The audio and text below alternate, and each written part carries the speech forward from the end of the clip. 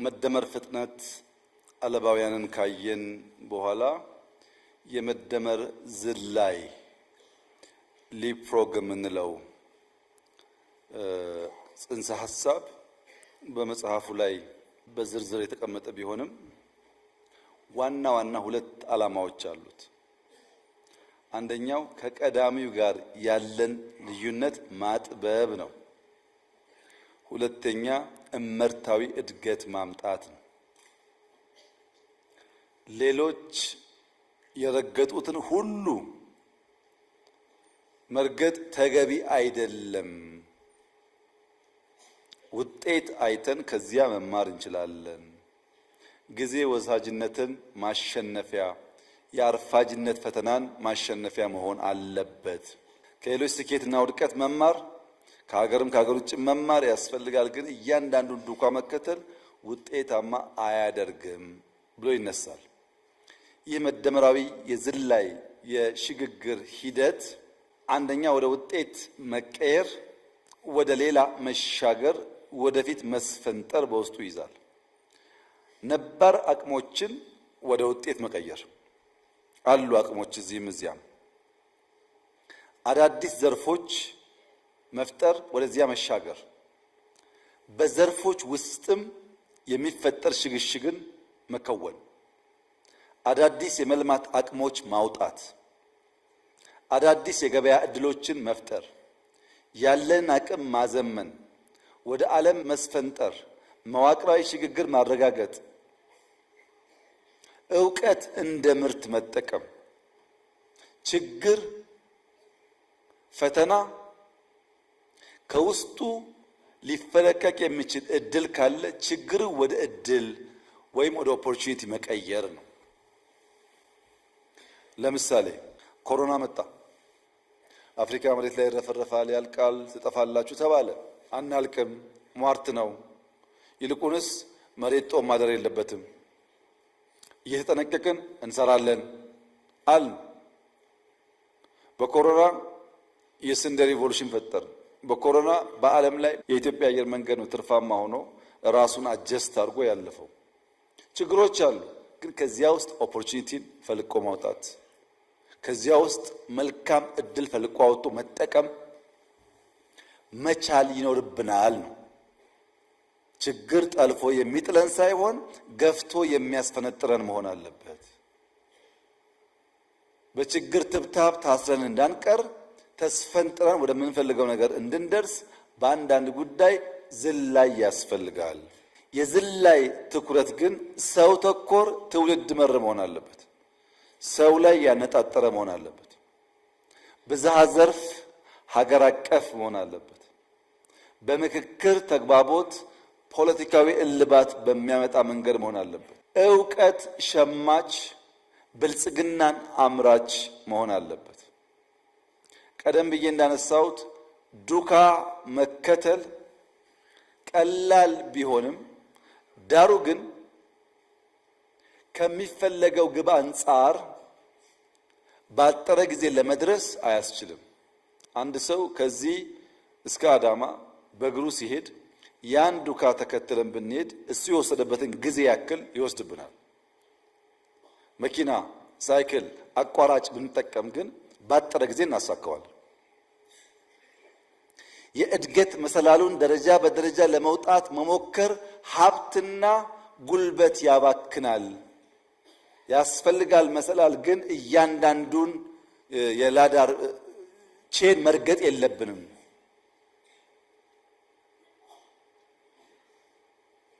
መደመራዊ ዝላይ የሚያስፈልገው ጋፕ ለመሙላት ነው። ብሪጅንግ ዘ ጋፕ ነው። እመርታ ከቢግ ጃምፕ ውጪ ከሊፕሮግ ውጪ ሊመጣ አይችልም የሚል እሳቤ በውስጡ አለው። ምን አየን? መነሻ አየን፣ ዘር ሐሳብ፣ መሻገሪያ አየን፣ ድልድይ። አሁንሳ መዳረሻው ምንድነው? ድልድይ ገንብተን የት ነው የምንደርሰው ለምን ጥያቄ ሁለንተናዊ ብልጽግና ነው። ሁለንተናዊ ብልጽግና ምንድነው? ይሄን ስዕል ያየ ሰው ይበቃዋል። ፈረሶች መጋለብ ያው ልማዳቸው ተፈጥሯቸው ነው። ግን መስኩን ተመልከቱት፣ የሚጋለቡበትን ለም መስክ፣ ፀሐይዋን ተመልከቱ፣ ከዋክብት ተመልከቱ። ዝላይ ብቻ ሳይሆን ፈንጠዝያ ተመልከቱ። መጋለብ ልማዳቸው ቢሆንም በለማ ኔቸር ቢዩቲ ኢምብሬስ በሚያደርግ ከኖርማል ግልቢያ ባሻገር ደስታ ያለበት አውድ ማለት ነው። ሁለንተናዊ ብልጽግና ማለት ገንዘብ ብቻ ሳይሆን ሁሉን ነገር በውስጡ ያሟላ ማለት ነው። የበለጸገ ግን ያልሰለጠነ፣ የሰለጠነ ግን ያልበለጸገ ሰው እንዳይኖር ማለት ነው። የሰለጠነ ግን ያልበለጸገ፣ የበለጸገ ግን ያልሰለጠነ ሚስማች ማጥበብ ማለት ነው። ሁሉን ነገር ያሟላ እንዲሆን ማድረግ። በአንድ ወቅት አንድ የውጭ ቀጣሪ አንድ በስራ ልምድ ያላቸው ሸምገል ያሉ ሰውዬ ይቀጥራል እና ሰውየው ዲቮትድ ናቸው። ጠዋት ኤርሊ ይገባሉ፣ ዘሆል ዴይ ስራ ይሰራሉ። ባህሪያቸው፣ ታዛዥነታቸው፣ ትህትናቸው ጥሩ ነው።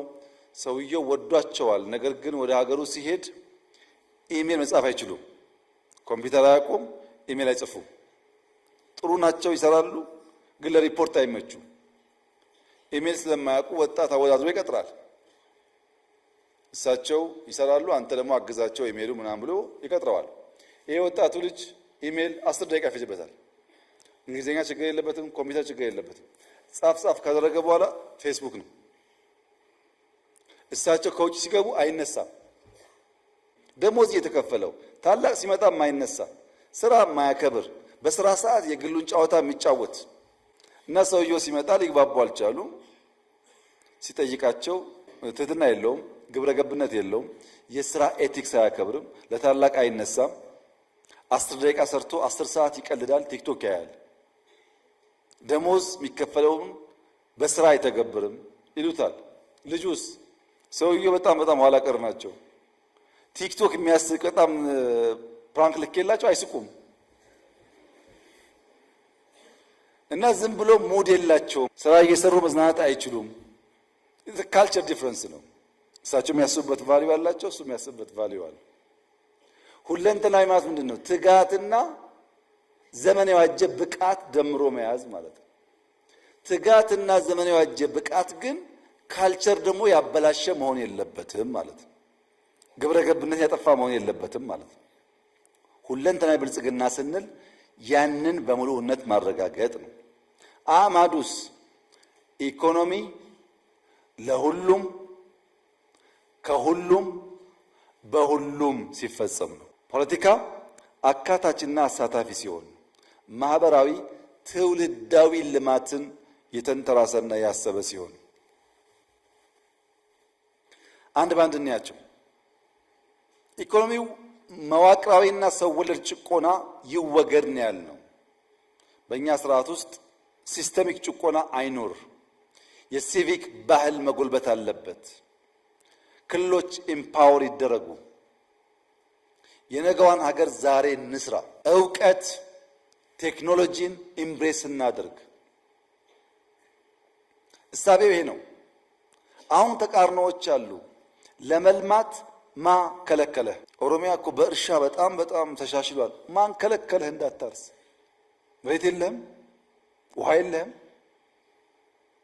አዲስ አበባ ኮሪደር እኮ ሪቨር ሳይድ ተአምር ነው። ማን ከለከለ? ሪቨር የለህም አንተ ጋር።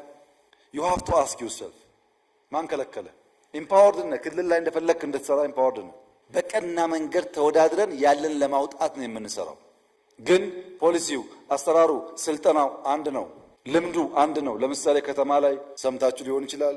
የከተማ ሀሳቤ ሲነሳ በኢትዮጵያ ያሉ ከተሞች ከንቲቦች እኔ ቢሮ መጥተው ከተማ እንዴት እንደሚሰራ እንዴት እንደሚመራ ገለጻ አቅርቤላቸው ሀሳቤ ሰጥቻቸው ሄደው ከሆነ ጊዜ በኋላ አዲስ አበባ ደግሞ ስራ ሲጀምር ኮሪደር መጥተው ስንጀምር ጎብኝተው ከዛ ደግሞ የመጀመሪያው ኮሪደር ሲያልቅ ተጠርተው መጥተው እንዴት እንደተሰራ አይተው ነው ሄዱት። ማን ተማረ አላቅም። የምንጠብቀው ነገር ሁለንተናዊ ብልጽግና የምናስብ ከሆነ ለሁሉም ያስፈልጋል፣ ግን ከሁሉም ያስፈልጋል። መፍጠር ለሁላችንም የተፈቀደ ስለሆነ አትልማ የሚል ነገር ካለ ያኔ ጥያቄ ይነሳል። አቁም፣ እኛ ሳንሰራ እንዳሰራ የሚል ነገር ካለ ችግር ነው። ኢኳል ኦፖርቹኒቲ ባለበት ቦታ ላይ ግን ፈጥረህ ከባቢ መቀየር የሁላችን ስራ መሆን አለበት እንጂ አንዱ አንዱን ጠብቆ አይሆንም። መነሻ ሐሳብ፣ መሻገሪያ ድልድይ፣ መዳረሻ ብልጽግና ካልን በኋላ ተሻጋሪው ማን ነው? ማን ነው የሚሻገረው? የሚሻገረው ትውልድ ነው፣ አንተ አይደለህም። ብልጽግናን የሚያጣጥመው ትውልድ ነው። ባለቤት እንዳለው ያንተ ሚናና ስራ ምን እንደሆነ ካወቅ እናሳካዋለን። ከተቀላቀለ ግን አናሳካው። ትውልድ ስንል አንደኛ ኢትዮጵያ ምን ትምሰል? ቢኮዝ የኢትዮጵያ መልክና ምሳሌ አከራካሪ አጨቃጫቂ ስለሆነ ብዙ ሐሳቦች የኢትዮጵያን ምስል በራሳቸው መንገድ ስለሚቀርጹና ግራ ስለሚያጋቡ ትውልዱ ኢትዮጵያ ምን አይነት መልክና ቅርጽ ይኑራት የሚለውን ጥያቄ ያነሳል። ሁለተኛ መንግስትስ ምን ይምሰል? የመንግስት አስተዳደር ስርዓት ምን ቢሆን ነው ህዝቦች በሰላም በጋራ በትብብር መኖር መበልጸግ የሚችሉት? ሶስተኛ ትውልዱ ራሱ ምን ይምሰል? ልንገነባ የምንፈልገው ትውልድ ምን አይነት ነው? እየፈጠርን ያለነው ትውልድ ግለሰባዊ፣ ማህበረሰባዊ፣ ሀገራዊ፣ አህጉራዊ፣ ሉላዊ ማንነቱ ምን ይመስላል? እነዚህን ጥያቄዎች መመለስ ግድ ይላል። የመጀመሪያው እዚህ ባለን ሰዎች የተሟላ ግንዛቤ ሊያዝበት የሚገባው ነገር ኢትዮጵያ ህብረ ብሔራዊ አንድነት ያለባት ሀገር ካልሆነች በቀር ሰላማዊና ልማታዊ ጉዞ ማድረግ አይቻልም። ህብረ ብሔራዊ አንድነት ያለበት ሲባል አንደኛ አስተዳደሩ እውነተኛ ፌዴራሊዝም የሚተገብር መሆን አለበት። እያንዳንዱ ክልል በህግ በተሰጠው ስልጣን ለሰላም፣ ለልማት፣ ለብልጽግና ካለ ጣልቃ ገብነት የሚተጋ መሆን አለበት። ምን እስኪሆን የኢትዮጵያን ኤግዚስተንስ ጥያቄ እስከሚያነሳ ድረስ። ሁለተኛ ቋንቋ ብዝሃ ልሳን የሚያስተናግድ መሆን አለበት። መልታይ ቋንቋ ተናጋሪዎች ባሉበት ሀገር ውስጥ እነዛን ኤምብሬስ ማድረግ ካልቻል በጋራ መቀጠል ያስቸግራል። ሁለት ሶስት ቋንቋ መልመድ ጠቀሜታውን ቅድም አንስቼላችኋል። ሶስተኛ ማንነቶች ብዝሃ ማንነት የሚያቀፍ መሆን አለበት። ስለዚህ ህብረ ብሔራዊነት ስንል አስተዳደሩ፣ ቋንቋው፣ ማንነቱ ኢንክሉሲቭ መሆን አለበት ነው። የወንድማማችነት እሴት ሲባልስ ሌላውን እንደራሱ የሚመለከት ብሔርና ሀገራዊ ብሔርተኝነትን ማስታረቅ የሚችል እኔ ኦሮሞ ነኝ፣ ምንም ችግር የለውም። ኦሮሞነቴ ኢትዮጵያዊ መሆኔን የሚያሰቃየኝ መሆን የለበትም። እኔ ሰው ነኝ፣ እኔ አብይ ነኝ፣ እኔ ወንድ ነኝ። እነዚህ ማንነቶችን አስታርቄ መጓዝ የሚችል መሆን መቻል ይኖርብኛል። አንደኛው ገዝፎ ሌላውን በማኮስመን አብሮ መኖርን የሚያጠፋ እንዳይሆን መጠበቅ ያስፈልጋል። ሶስተኛው የሲቪክ ባህል ይጎልበት ሲባል በስምምነት በመግባባት የጋራ አስታራቂ ተቋማት እና ህጎች መፍጠር ያስፈልጋል። ለዚህ ነው ህገ መንግስቱን እኛ ስልጣን ስላለን አንቀደውም፣ ተወያይተን ህዝብ አወያይተን የህዝብ ግብአት ወስደን ዘላቂ የሆነ ነገር ለመስራት ጊዜ ቢወስድም እንድከም ያልነው አሳታፊ መሆን ስላለበት። ቀጠናዊ ትስስር ላይ ከሁሉም ጎረቤቶች በሰላም አብሮ ማደግን ታሳቢ ያደረገ በጋራ ለማደግ ጥረት የሚያደርግ በንግድ በኢኮኖሚ የሚተሳሰር መሆን አለበት። ይሄ ማለት ናሽናል ኢንተረስት ኮምፕሮማይዝ የሚያደርግ መሆን የለበትም። ሶስት የግንባታ መሪዎች አሉት ትውልዱ። መደመር አፍርሶ የመጀመር የፖለቲካ ባህል ለኢትዮጵያ አይጠቅምም፣ መቆም አለበት ብሎ ያምናል። ስለዚህም ማስተካከል፣ ያለፉ ስህተቶች የሚያርም የሚያርቅ፣ ማስፋት፣ የቀደሙ ድሎች ጠብቆ የሚያሰፋ፣ ማበርከት፣ ለዛሬና መጪው ትውልድ ጥቅምና ፍላጎት የሚሰራ ሐሳብና ተቋም፣ ሀብት፣ ወረት ማንበር ማቆየት ያስፈልጋል። በምን ስትራቴጂ ነው የምንገነባው ያላችሁ እንደሆነ አንደኛው በጎ ፈቃድ ማገልገል፣ መስጠት፣ መሰጠትን ልምምዱ ባህሉ ያደረገ መሆን አለበት። በጃፓን ሀገር ጽዳት አስቸገራቸው ይባላል እና መንግስት ልጆች ከትምህርት ሰዓት ውጪ አካባቢያቸውን እንዲያጸዱ ያስገድዳል። ልጆች ካጸዱ በኋላ የተለመደ ሲሄድ ወላጆች ሶፍት ሲጥሉ ልጆች አንሳው ይላሉ። because እነሱ ስለሚያጸዱት ጠባቂ ሆኑ። በዛ መንገድ ባህል ተፈጥሮ አሁን ጃፓን ቆሻሻም ማየት ብርቅ ነው፣ ጩኸትም ብርቅ ነው። እዛ እንደዚህ ውከት የለም። ሰው በሰላም ካመመው መተኛት ይችላል፣ ከደከመው ማረፍ ይችላል። እዚህ አይቻልም። ያን የሚቀይር ትውልድ ያስፈልጋል። ሁለተኛ ዲጂታል አርበኝነት። ዲጂታልን ኤምብሬስ ካላደረገ መጪው ዘመን መዋጀት አስቸጋሪ፣ አታካች፣ አደገኛ ስለሚሆን ቴክኖሎጂን ኤምብሬስ የሚያደርግ መሆን አለበት። 5 ሚሊዮን ኮደርስ ያልነው ለዛ ነው። 5 ሚሊዮን ኮድ የሚጽፉ ልጆች ካሉ ቴክኖሎጂ መሸከም ይችላሉ። ቢኮዝ ከ5% ያላነሰ ሰው ኮድ የሚጽፋለን ማለት ነው። አሁንም ኢንቨስት የምናደርገው 5 ሚሊዮን ኮደርስ ለነገው አስተማማኝ ፋውንዴሽን ይሆናል። ሶስተኛው የትምህርት ተሐድሶ ኦል ኢንተሊጀንስስ የሚያነቃቃ መሆን አለበት። እኛ እየመራ ያለን ሰዎች ከሁሉ በላይ ኢሞሽናል ኢንተሊጀንሳችን ያደገ መሆን አለበት። ሌላውን የማናቃቸውን ጉዳዮች ኤክስፐርቶች መጠቀም እንችላለን። ኢሞሽናል ኢንተሊጀንሱ ዊክ የሆነ ሰው ግን ችግር ነው፣ በጣም ችግር ነው። ለምሳሌ አንዳንድ ሰዎች ከሳይዛቸው በላይ ከስራቸው በላይ ያስጮሃሉ። በቴክስት ስራቸው አይጮሁም፣ እነሱ ያስጮሁታል። የላቁ የተሻሉ ለመሆን ያስተቃዩናል በቴክስት። ግን ምን እያደረጉ ነው ስንል ቢሮአቸው አይጮሁም፣ አይናገርም ስራቸው። ይሄ የኢሞሽናል ኢንተሊጀንስ ችግር ነው። ሰው ሊያውቅ ይችላል ያለውበትን ነገር አለመገንዘብ ማለት ነው። ከሚሰራቸው ሰዎች ጋር ሰላም የላቸውም፣ ሌላ ስራ ግን ይመኛሉ። ባሉበት ሰላም የለም፣ ኢንዱስትሪ ሰላም የለውም። ግን መንግስት አዳዲስ ስራዎች እንዲያመጣ ይጠብቃሉ። ሊኒየር የሆነ ኤክሰለንስ፣ ሊኒየር የሆነ እድገት በሌላው ነገር ዝቅ ያደርጋል ማለት ነው። በሆነ ጉዳይ በጣም ጎበዝ ሆነን በሆነ ጉዳይ ዜሮ ከሆነ ይጓተታሉ።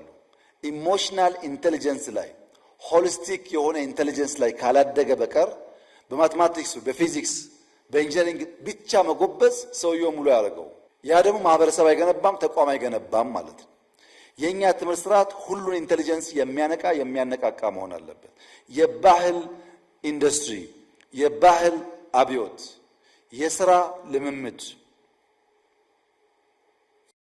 ትርፍ ሰዓት መስራት፣ በመንቀሳቀስ ውስጥ ያለ ልምምድ መፍጠር ያስፈልጋል ማለት ነው። ይሄ ማን ነው? ትውልዱ ላይ ይሄንን ስንሰራ ነው የሚሻገር፣ የሚያነብር፣ የሚያቆይ፣ የሚያጸና ትውልድ የሚፈጠረው።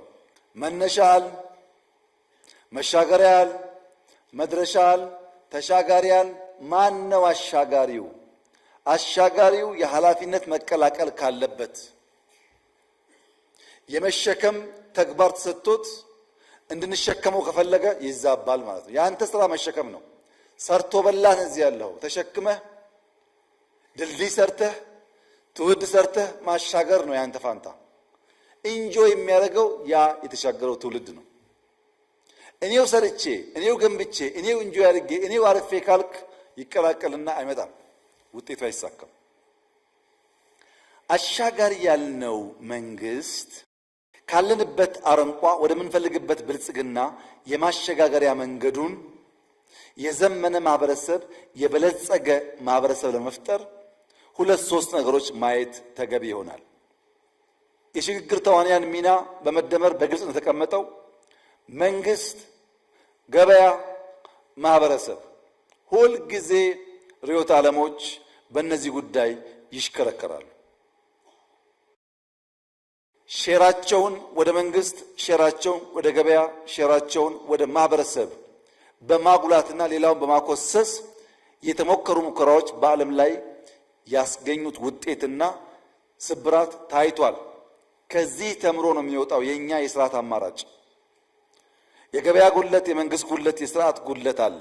አንደኛ በሊበራል ስርዓት ውስጥ ካፒታሊዝም የሚባለው መነሻ የሚያደርገው የመንግስት ጉድለት አለ። ፕራይቬት ኢንቲቲስ ወይም ፕራይቬት ኢንዲቪጁዋልስ ቢዝነስን ኦውንና ኮንትሮል ማድረግ አለባቸው። ሚንስ ኦፍ ፕሮዳክሽን፣ ዲስትሪቢዩሽን ኤንድ ኤክስቼንጅ ኦፍ ጉድስ ኤንድ ሰርቪስስ በፕራይቬት ኢንቲቲ ቁጥጥር ስር መዋል አለበት። ይህ በሚሆንበት ሰዓት የዋጋ ንረት እንዳይፈጠር በዲማንድና ሰፕላይ ይወሰናል። ዋጋ ሲመረት ባለ ፍላጎት ልክ ይወሰናል። ትርፍ ደግሞ ካለ ፕሮፊት ካለ ፕራይቬት ሴክተሩ ኢንቨስት ያደርገዋል፣ ተመልሶ ይፈሳል ወደ ማህበረሰብ እና ፕሮዳክሽን፣ ዲስትሪቢዩሽን፣ ኤክስቼንጅ ኦፍ ጉድስ ኤንድ ሰርቪስስ ፕራይቬት ኢንቲቲ ኮንትሮል ማድረግ አለበት። የግሉ ድርሻ መሆን አለበት። በውድድርና ትርፋማነት መርህ ብቻ ነው እድገት የሚረጋገጠው፣ አሊያ ፈጠራና ፍጥነት አይመጣም ይላል። የመንግስት ሚናስ ስትሉት የግሉን ንብረት ባለቤትነት፣ ፓተንት፣ ጥበቃ፣ ምቹ ሁኔታ መፍጠር፣ ሴኩሪቲ ማረጋገጥ በቂው ነው ይላል። እንደኛ ያሉ ሀገራት ቢግ ጥያቄ ያነሳሉ። ኢንፍራስትራክቸር ማን ይገንባ ብለው። ለምሳሌ ከጓንዙ እስከ ጅቡቲ ያለ አንድ ካርጎ ከቻይና እስከ ጅቡቲ ፖርት የሚደርስበት ዋጋና ከጅቡቲ ፖርት አሶሳ፣ ከጅቡቲ ጋምቤላ የሚደርስበት ዋጋ እኩል አይደለም። ከጅቡቲ ጋምቤላ በጣም ውድ ነው። ስንት ዓለም አቋርጦ የመጣው ካርጎ እኛ ጋር ከደረሰ በኋላ ከአንድ ጫፍ አንድ ጫፍ ለመሄድ ዋጋው በጣም ውድ ነው። ለምን? ኢንፍራስትራክቸር ውስንነት አለ። ባቡር የለም፣ ሃይዌይ የለም። ይህንን ጋፕ ማን ይገንባው? ማን ኢንቨስት ያድርግ? ፕራይቬት ሴክተሩ እንደሆን መንገድ ላይ ኢንቨስት አያደርግም እንደምታውቁት። ለዚያም አልደረሰም። በዚህ ሂደት ውስጥ መቼ ነው እኛ ሰው ምን ሆነው? ኢንፍራስትራክቸር ገንቢ ኃይል ካልተፈጠረ ችግር አለበት። በተለይ በማደግ ላይ ያሉ ሀገራት እንዲህ ያለውን ኢኮኖሚክ ስርዓት ኢምብሬስ ቢያደርጉ ለውጥ ሊያመጡ አይችሉም። የጠቀማቸው አሉ ከነንከኑ። ያም ቢሆን ጥቂቶቹን በጣም ሀብታም አድርጎ ብዙዎቹን አዳክሟል። ወደኛ ሲመጣ ግን ክፍተቱ ይበዛል ይሉና ሁለተኛው ደግሞ የለም መንግስት መር መሆን አለበት። የገበያ ጉድለት አለ። የግሉ ዘርፍ ትርፍ ብቻ ያግበሰብሳል። ስግብግብ ነው። ስግብግብ ስለሆነ ትርፍ ብቻ ስለሚያስብ ፍትሃዊነት አይረጋገጥም ይላሉ። ስለዚህ መንግስት የልማት አቅሞችን መቆጣጠር አለበት። መዋቅራዊ ሽግግርን በቀጥታ መንግስት መምራት ይገባዋል። ያኔ ነው ፍትሃዊ ተጠቃሚነት ሊረጋገጥ የሚችለው ይላሉ። እሺ ይሁን፣ መንግስት ይቆጣጠር፣ ልማት ያምጣ፣ ፍትህ ያረጋግጥ። ግን ብልጽግና ቅድም እንዳልነው ፈጠራና ፍጥነት ይፈልጋል። መንግስት ደግሞ አይፈጥርም ወይም ውስን ነው ፈጠራው። ፈጠራና ፍጥነት ከሌለ ደግሞ ያ የምናስበው ፍትህ፣ ያ የምናስበው መዋቅራዊ ሽግግር ሊረጋገጥ አይችልም። መቀየር አለበት ብሎ የመደመር መንግስት ጉዳዩ የገበያና የፕራይቬት ሴክተርና የመንግስት ሳይሆን የስርዓት ስብራት ነው ይላል። ሲስተሚክ ፌሊየር ነው ይላል። ለምሳሌ አብዮታዊ ዴሞክራሲ ተራማጅ የፖለቲካ ልሂቃንና የኢኮኖሚ ልሂቃንን በእኩል ዓይን አያይም። ተራማጅ የፖለቲካ ልሂቃን ለህዝብ አሳቢ፣ ተቆርቋሪ፣ ራሳቸውን እንደ ሻማ አቅልጠው ለህዝብ የሚተጉ ናቸው ይልና ሬንት ሲኪንግ ሲባል ፕራይቬት ሴክተር ነው ይላል። ግን አይታችኋል፣ እነዛ ተራማጅ አብዮታውያን ልሂቃን ዘራፊ ሆነው እነሱ ሀብታም ሆነው እንዴት የፕራይቬት ሴክተር እንዳቆረቆዙ አይተናል በተግባር። ያ የተዛባ ምልከታ እነዛን ተራማጅ የፖለቲካ ልሂቃን ንጹህ ብፁዕ አድርጎ የማሰብና የኢኮኖሚ ልሂቃን ደግሞ የሬንት ሲኪንግ ምንጭ ናቸው ብሎ ማሰብ ኢትዮጵያ ውስጥ ተሞክሮ አከሰረ። ስለዚህ ምን አለኛ መንግስት የነጠረ የታወቀ ሚና የሚጫወትበት መንግስት ከፕራይቬት መንግስት ከህዝብ መንግስት ከአጋር ድርጅቶች ተቀናጅቶ የሚሰራበት የመደመራዊ ፈጠራና ፍጥነት ያስፈልጋል። ያ ነው ሁለንተናዊ ብልጽግና የሚያመጣው። ለምሳሌ ፓብሊክ ፕራይቬት ፓርትነርሺፕ ኢትዮጵያ ውስጥ የገበታ ፕሮጀክቶች ጎርጎራ፣ ወንጪ ምናምን ላቸውን ሰርቷል። ምንም አጋነኛ አይደለም። እስካሁን በዞርኩበት ዓለም ጎርጎራን የሚያክል ጥራትም ግዝፈትም ያለው ሪዞርት አይቻልም። ለምሳሌ ይሄን የማያምን ሰው ጎርጎራ ብቻ ነው መሄድ ያለበት፣ ከዛ ይገባዋል። ግን የሰራው ፓብሊክ ፕራይቬት ፓርትነርሺፕ ነው። ፕራይቬትም አይደለም ፓብሊክም አይደለም፣ ትብብሩ ያዋጣል ማለት ነው። ወንጪ ባለፉት 3 ወራት 3 ወር ብቻ 10,000 የሳውዲ ሰዎች ወንጪ ጎብኝተዋል። 10,000 ሳውዲ ብቻ። ቦታ የለም፣ አልጋዋ ትንሽ ናት፣ ድንኳን እያሰሩ ማለት ነው። ቢበዛ አስቡት ምን እንደሚያመጣ። ወንጪ 10,000 ሳውዲ የሳበው የተሰራው ፓብሊክ ፕራይቬት ፓርትነርሺፕ ነው። ያዋጣል ማለት ነው ይሄ ትብብር። ሁለተኛ በመንግስትና በህዝብ ያለ ትብብር። ለምሳሌ አረንጓዴ አሻራ ብዙ ጊዜ ብየዋለሁ። 48 ቢሊዮን ዶላር ህዝብና መንግስት ባይተባበሩ ይቻል ነበር?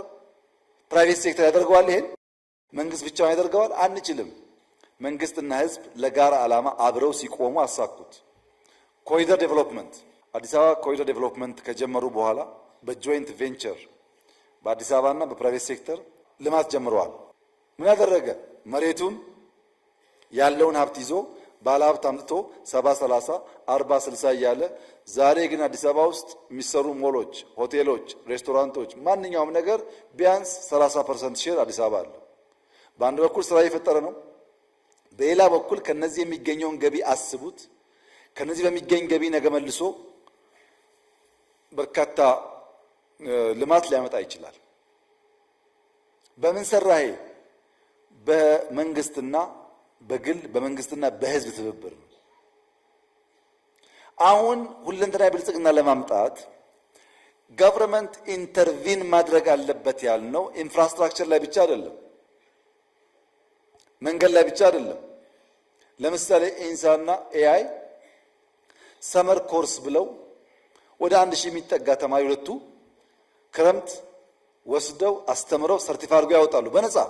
አሁን ደግሞ ሁለቱም ስታርታፕ ቢልዲንግ አላቸው። ኤአይ ውስጥ የመንግስት ቢሮ አለ፣ ከጎኑ ደግሞ የስታርታፕ ቢሮ አለ። G+4 G+5 የሚሆን ትንሽዬ ህንፃ ገንብተው ኮምፒውተር፣ ወንበር፣ ኤቭሪቲንግ ዋይፋይ አዘጋጅተው ተማሪ አወዳድረው ከነ ሐሳቡ መጥቶ 3 ወር 4 ወር ተቀምጦ እነሱ ጋር 1 ብር ሳይከፍል ለቢሮ ለኢንተርኔት ሳይከፍል ፕሮጀክቱን እየሰራ ከፕራይቬት ሴክተር ጋር አያይዘውት ማሽሩም እያደረጉ እያባዙ ያወጡታል።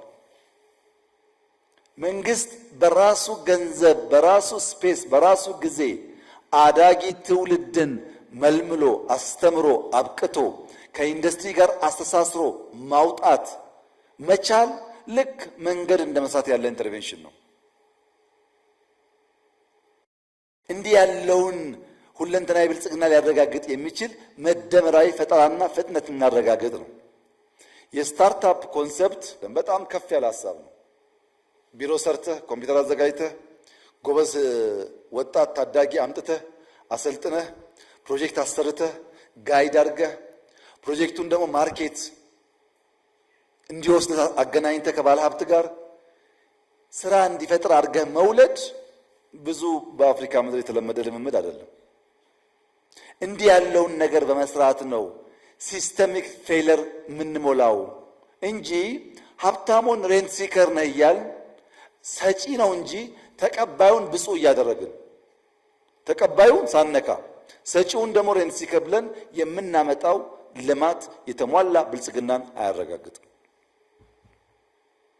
በነገራችን ላይ እነዛ ተራማጅ ፖለቲካል ልሂቃን የተባሉ ሰዎች በጣም ሀብታሙ ኢንዲቪጁዋልስ ሀብታሞች ቢታዩ እነሱ ናቸው። በዱባይ በአዲስ አበባ በምናምን በጣም ሀብታሞች እነሱ ናቸው። የተዛባ ምልከታ ነበር። ውጤቱም የፈረሰ ነው፣ የከሰረ ነው።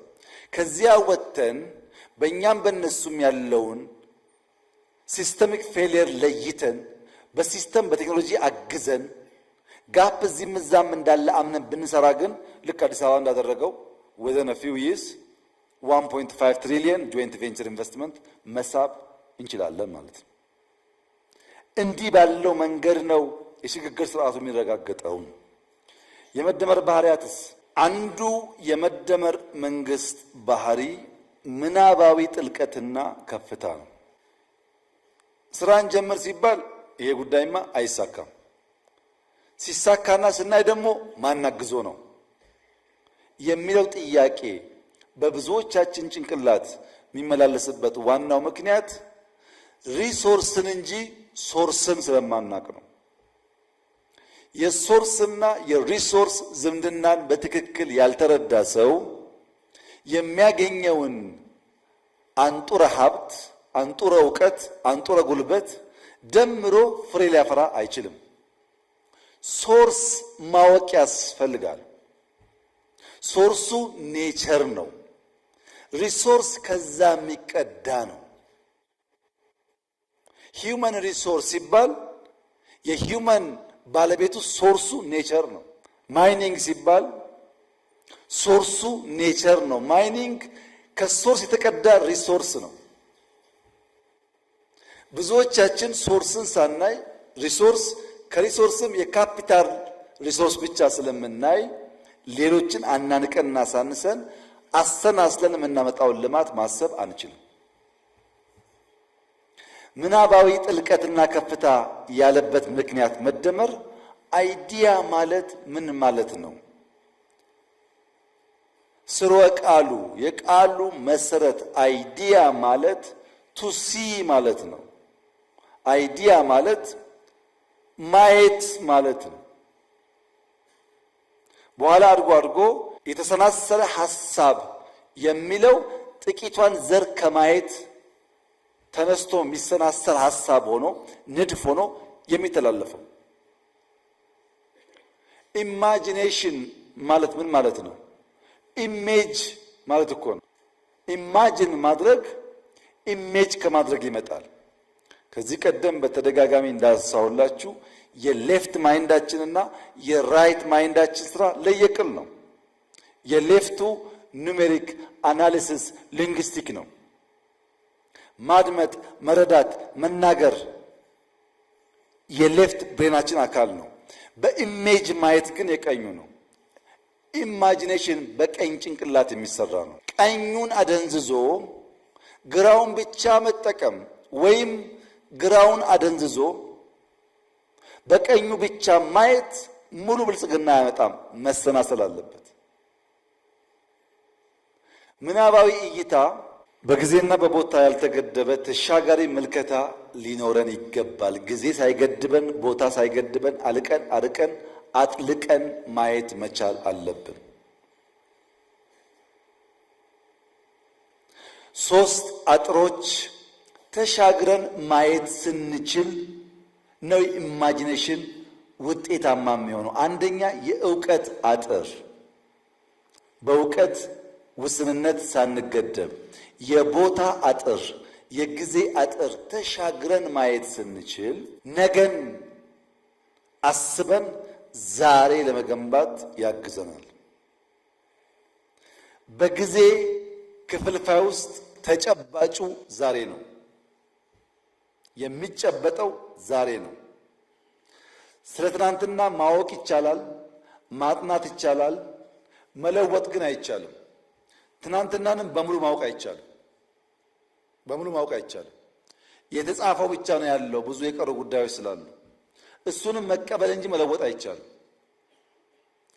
ነገ ደግሞ እምንተልመው እምንሰራው እምናስበው ነው እንጂ በተሟላ መንገድ ዲፋይን የምናደርገው አይደለም። ነገ አንኖን ስለሆነ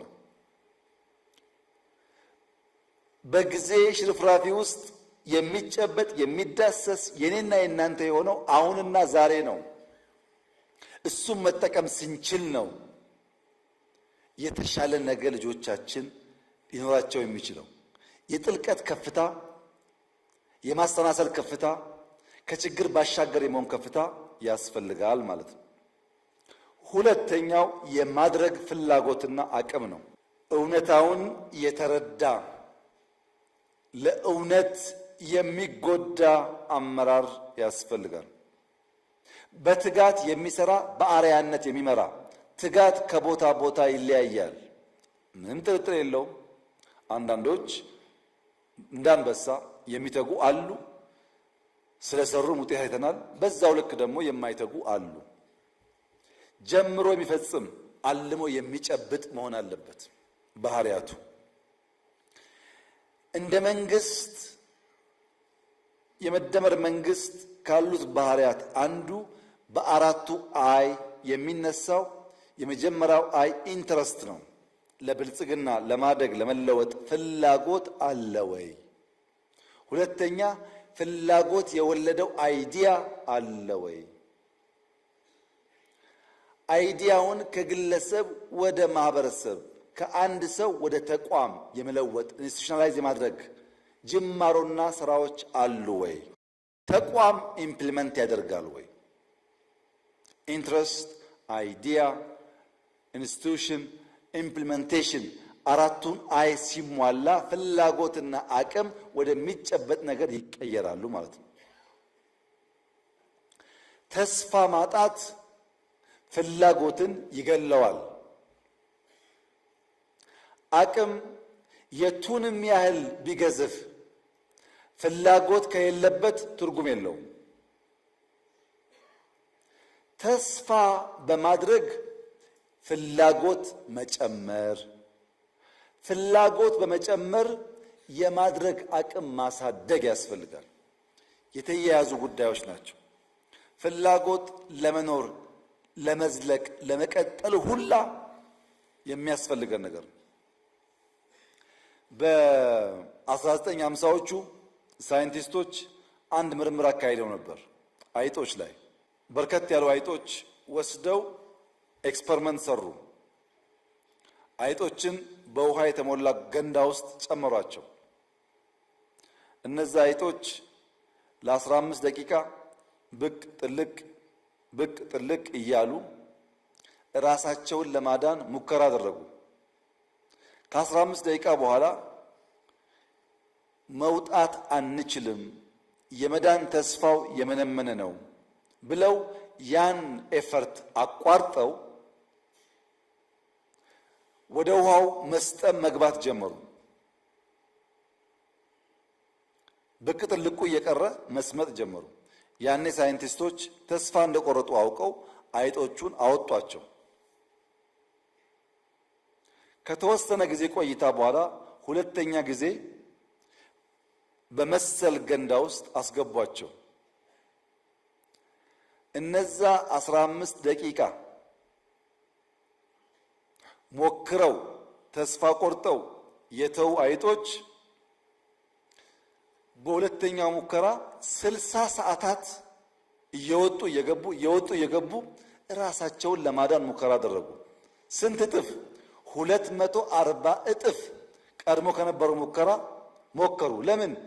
ባለፈው ሞክረው ስለዳኑ መዳን ይቻል ይሆናል ብለው ስላመኑ ከ15 ደቂቃ ወደ 60 ሰዓት አሳደጉት። ለምን? ተስፋ ስለያዙ።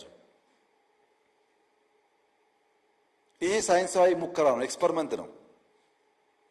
ተስፋ ያለው ሰው፣ የሚሞክር ሰው፣ የሚተጋ ሰው፣ ነገን አርቆ የሚያይ ሰው የላቀ ውጤት ሊያመጣ ይቻለዋል። ያ ደግሞ እንዲሆን ተላማጅነትና ተለማጭነት ያስፈልጋል። አዳፕታቢሊቲ እና ፍሌክሲቢሊቲ ያስፈልጋል። ተመልካቾቻችን እስስት የምትባለው ማለት ነው። እዚህ ጋር የዚህኛውን ከለር ይዛለች፣ እዚህ ጋር የዚህኛውን ከለር ይዛለች። ራሷን አዳፕት አድርጋ ሰርቫይቭ ለማድረግ ከጥቃት ለመታደግ ሞክራለች። ይሄ የሚሰራባቸው ጊዜዎች አሉ። ፕራግማቲስት መሆን ያስፈልጋል። ፕሮግረሲቭ መሆንም ያስፈልጋል። ፕራዮሪታይዝ ማድረግም ያስፈልጋል። እዚህ ጋር ፕራግማቲክ ሆና አዳፕት ማድረጓ ጥሩ ቢሆንም አስፈላጊ በሚሆንበት ቦታ ደግሞ ፕሮግረሲቭ ሆና መዝለል ይጠበቅባታል። ይሄኛውን ደግሞ እንመልከት። የአሳው ጃር ይሄ ነው። ብዙ አሳ በትንሽ ጃር ውስጥ በትንሽ ውሃ ውስጥ አሉ። ይሄኛው አሳ ግን ወሰነ።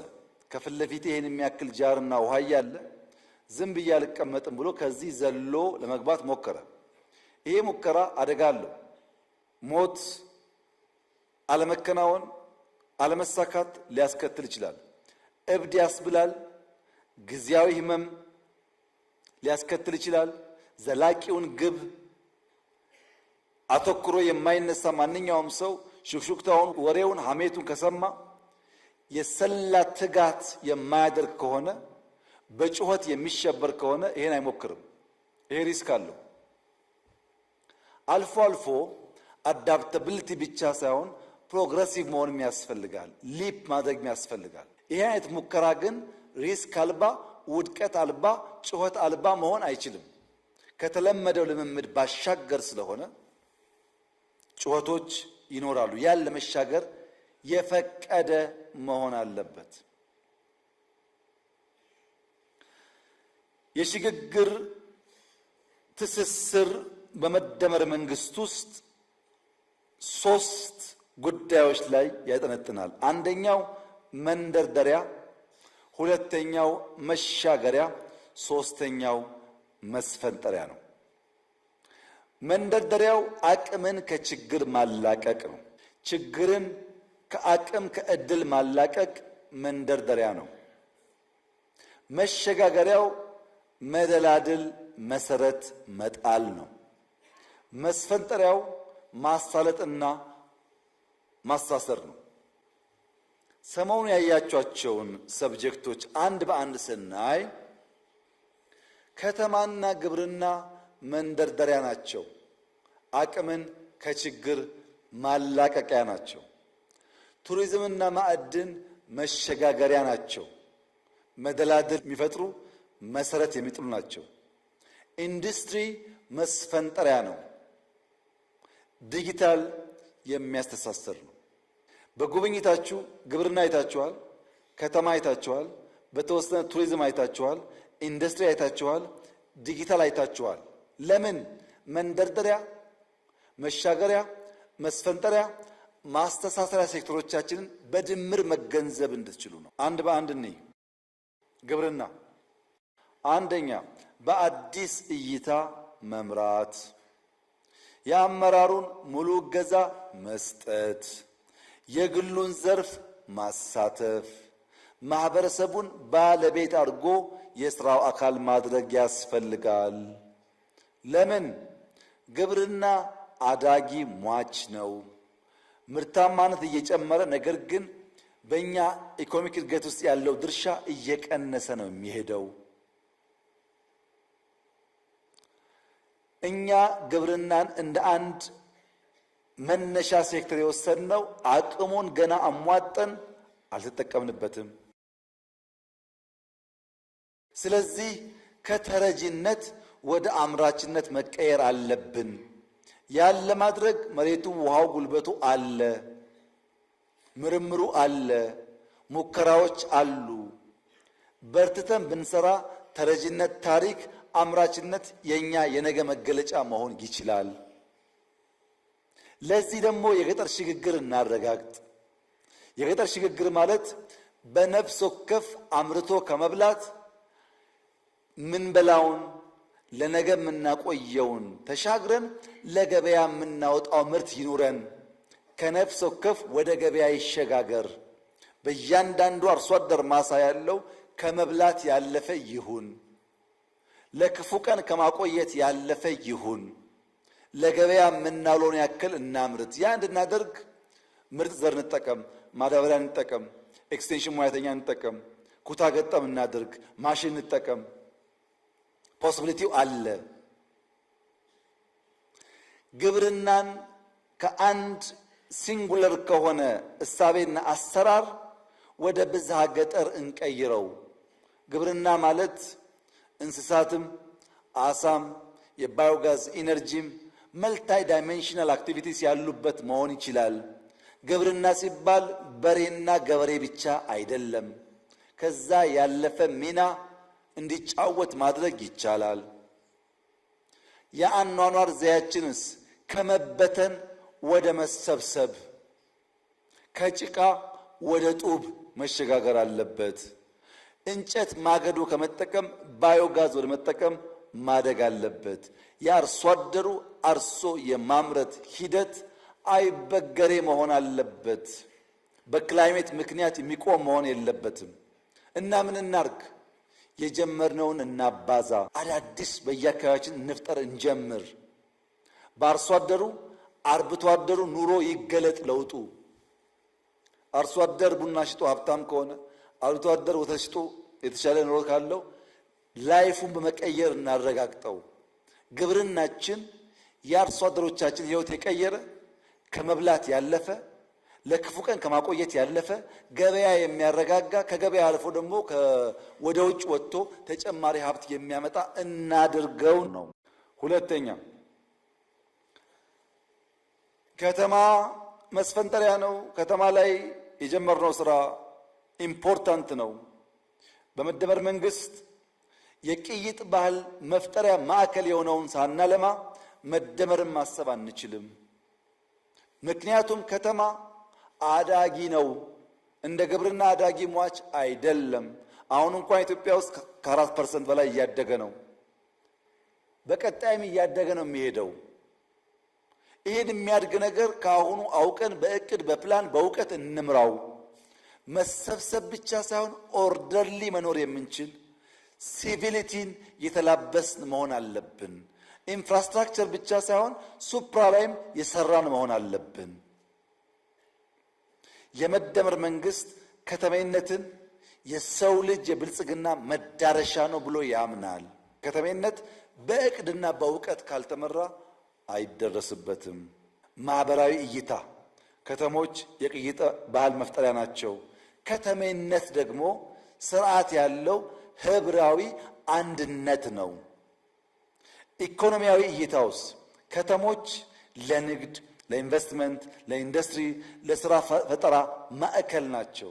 ፖለቲካዊ እይታውስ የዳበረ የፖለቲካ ስርዓት መፍለቅ የሚቻለው ከተሞች ውስጥ ነው። የሲቪክ ባህል መሰረት የውይይት የንግግር ባህል የሚገነባው ከተማ ውስጥ ነው። በእነዚህ ምክንያት ከተማና ከተሜነት በእውቀት መመራት አለበት እንጂ በከተማ መሃል ሽንት ቤት እንዲያልፍ ማድረግ፣ ከተማን ማቆሸሽ፣ ከዚያ በሽታ መውለድ ተገቢ አይደለም። ውሃችን ንጹህ ሆኖ ለጓሮ እርሻ መሆን ሲገባው አጠገቡ መቆም መኖር የማያስችል ሽታ እንዲፈጥር መፍቀድ ከተማና ከተሜነትን በወግና በቅጥ ካለ መምራት የሚፈጠር ችግር ነው። ለዚህም በአዲስ ራዕይና አስተሳሰብ እንምራ። ከግብአት እስከ ገበያ በፈጠራ ማገዝ አለብን።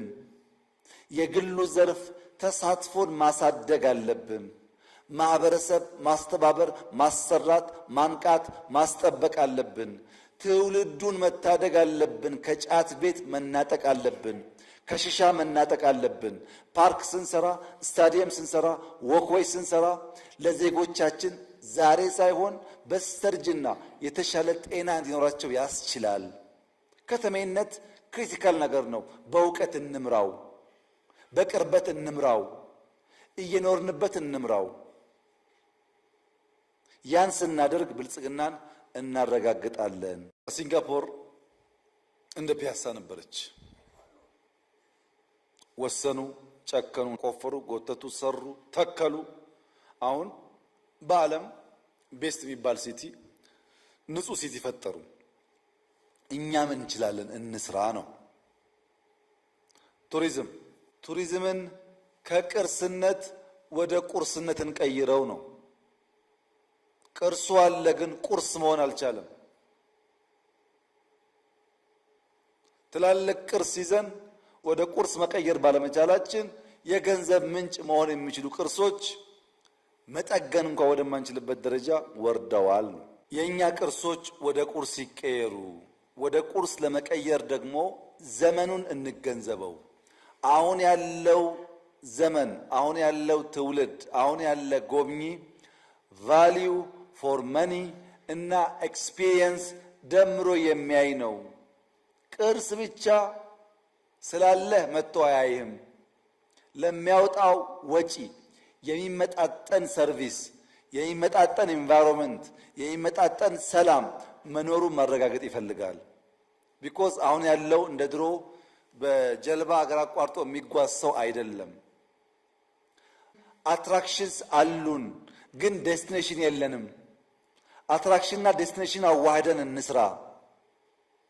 ማረፊያው በሌለበት አትራክሽን ስላለ ብቻ በበቂ ደረጃ ሰው አይመጣም። እንዳልኳችሁ ባለፉት 3 ወራት 10,000 የሳውዲ ዜጎች ወንጪን የጎበኙት አትራክሽኑ ብቻውን ባለበት ሰዓት አልመጡም። ዴስቲኔሽን ስለሰራን ጭምር ነው። ሁለቱ ተደምሮ መሆን አለበት። ማርኬትም ታርጌት እናድርግ። ሁሉንም ማሰብ አንችልም።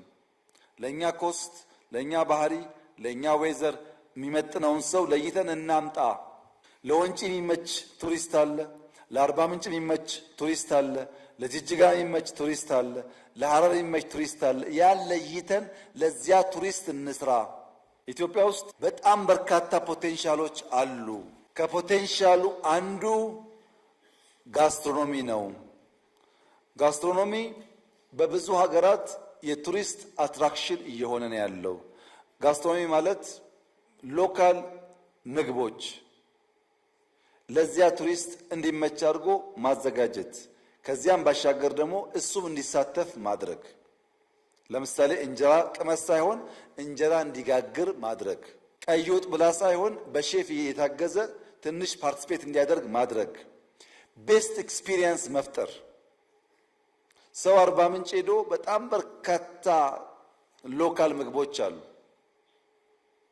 ሰርተን ስንሰራ እያሳየን በኦፕን ኪችን እንዲሳተፍ እያደረግን ቱሪስቱ እንዲበላ ብናደርገው አርባ ምንጭን ብቻ ሳይሆን ምግቡንም አይረሳውም። ጋስትሮኖሚ ማለት እሱ ነው። ጨንቻ አካባቢ ያለን ሸማ ከምናለብሰው ሸማ ሲሸመን ስራ ሞክር ብለን እንዲሰራ እያደረግነው ልብስ እንዴት እንደሚሰራም ብናሳየው ያ በራሱ ትልቅ የቱሪስት አትራክሽን መሆን ይችላል። ፋሽን ታይቶ የማይጠገብ ፋሽን ነው ኢትዮጵያ ውስጥ ያለው። ዋይልድ ላይፎች በጣም ብዙ ቦታ አሉ። አጥራጥረን ብንጠብቃቸው በጣም ብዙ መጠበቅ የሚችሉ ቱሪስት መሳብ የሚችሉ አሉ። አልጠበቅናቸውም። አድቬንቸርስ አሉ፣ ሩጫ አለን፣ የሃይማኖት በዓላት አሉ። አሁን ለምሳሌ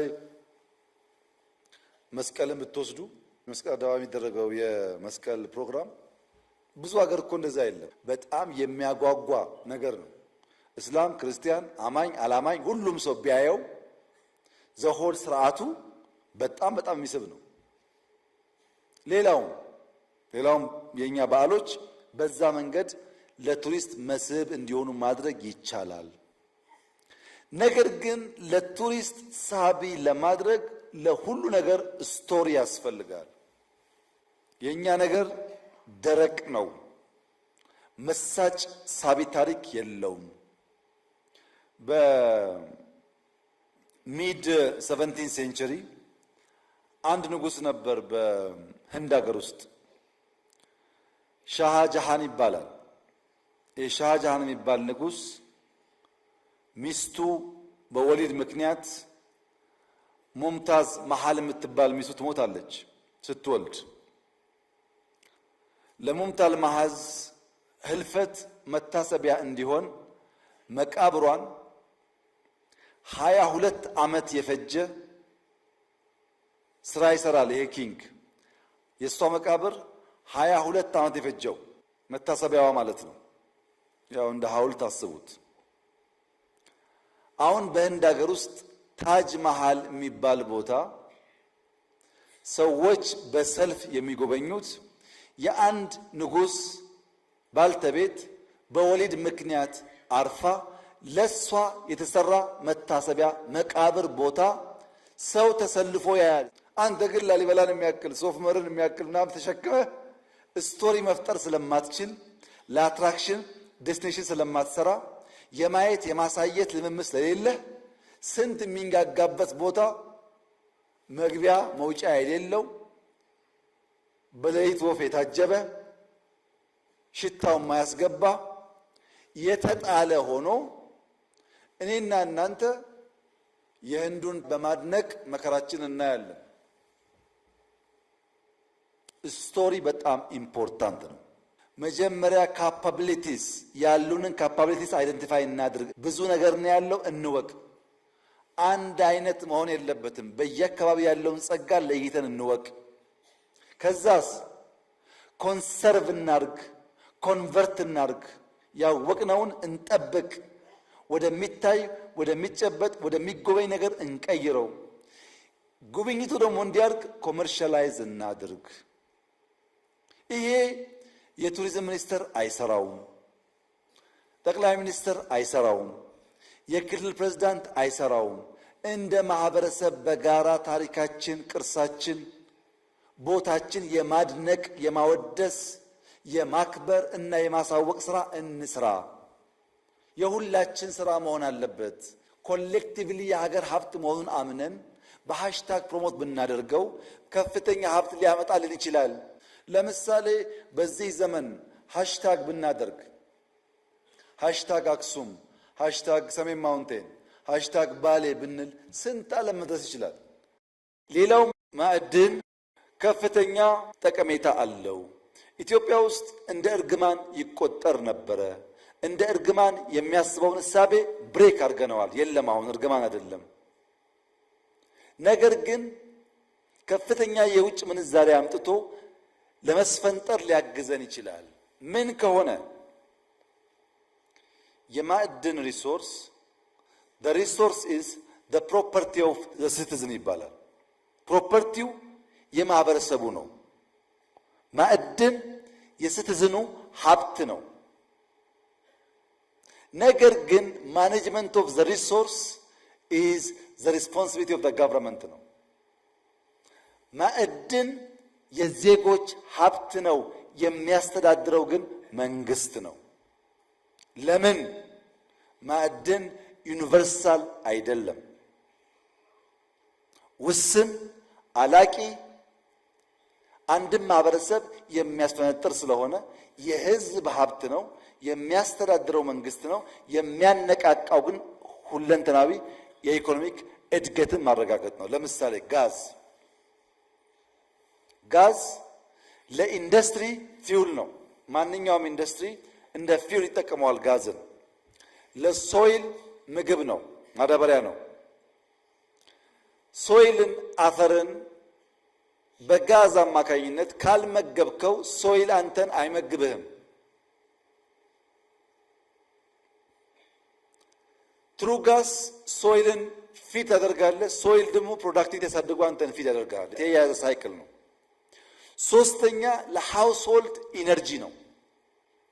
ኮስት ኦፍ ሊቪንግ ይቀንሳል። ሎጂስቲክስ ይቀንሳል ዋጋ። የትራንስፖርት ሚንስ ያሳድጋል። ጠቀሜታው ብዙ ነው። ሌላው ማዕድን ይሄ ባህሪ ያለው። ታዲያ ምን እናድርግ? ማዕድንን እንዴት መጠቀም እንዳለብን ፕላን ማድረግ አለብን። ፕላን ስናደርግ ዲስከቨሪ እና ኤክስትራክሽን መለየት አለብን። ዲስከቨር የተደረገን የማዕድን ሀብት ኤክስትራክት ከማድረጋችን በፊት ጥንቅቅ ያለ ፕላን ያስፈልገናል። አላቂ ጠፊ ነው፣ ሊበላ ይችላል። አለ በቂ አይደለም። ያለውን ወደ ልማት ስንቀይር የተሟላ እቅድ ያስፈልገናል። አንዳንዱ ሚኔራል በጊዜ ውስጥ ውድና ተፈላጊ ይሆናል። ለምሳሌ ሬር ሚኔራልስ የሚባሉት ሊቲየምን ብቻ ብንወስድ የዛሬ 15 ዓመት ሊቲየም ምንም አልነበረም። ምንም አፈር በሉት። ዛሬ ሊቲየም የሁሉ ኮምፒውተር የሁሉ ኢነርጂ አንቀሳቃሽ ኤሌመንት ስለሆነ በ15 ዓመት በከፍተኛ ፍጥነት ተፈላጊነትና ዋጋው እያደገ መጥቷል። አሁን የማናውቀው የሆነ ሚኔራል በሆነ ጊዜ እንደዛ ሊሆን ይችላል። ዛሬ አታውቀውም ማለት ነገ አይፈለግም ማለት አይደለም። ፕላኒንግ በጣም ክሪቲካል ነው ማለት ነው።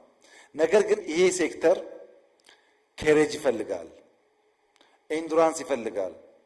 ሀብቱን ከመጠቀማችን በፊት ከፍተኛ ኬሬጅ እና ኤንዱራንስ ከሌለ አስቸጋሪ ነው። እንደ ሌሎቹ ዘርፎች ቀላል አይደለም።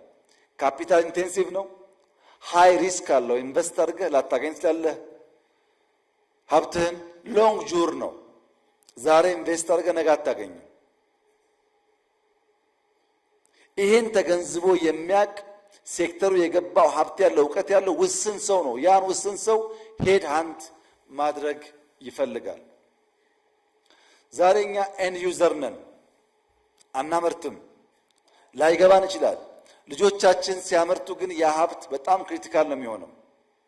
ለዚያ ነገ ፈጠራን እንደሚያበረታታ ትልቅ ግብአት እንደሆነ አስበን ነው በእቅድና በእውቀት መጠቀም ያለብን።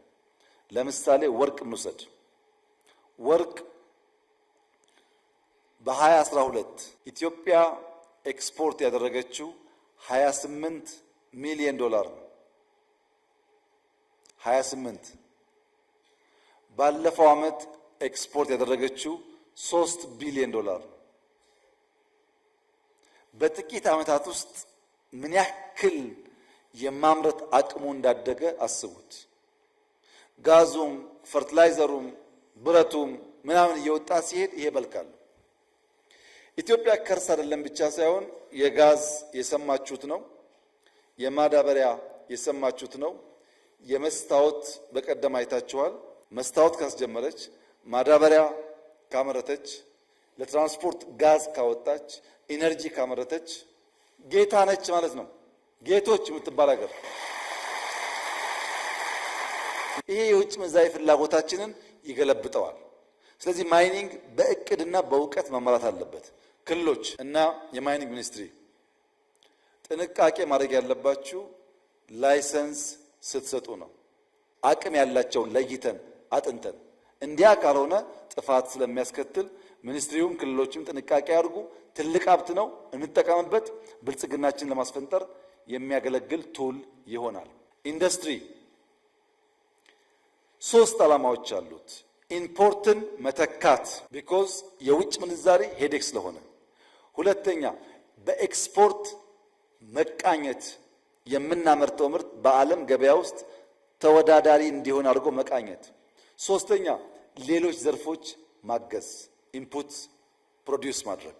ከመዛባት ወደ ማንሰራራት ማደግ አለበት። ተዛብቷል ኢንዱስትሪው።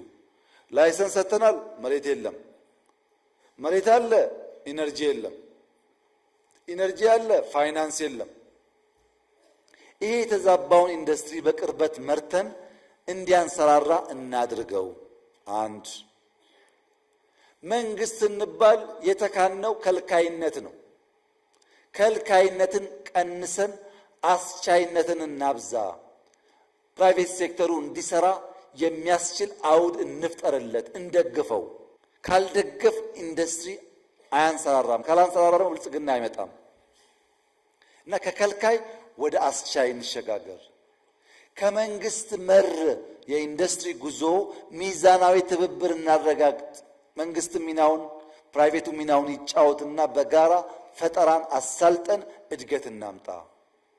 ከተነጣጠለ ወደ ተሰናሰለ፣ ወደ ተሳሰረ እንውሰደው።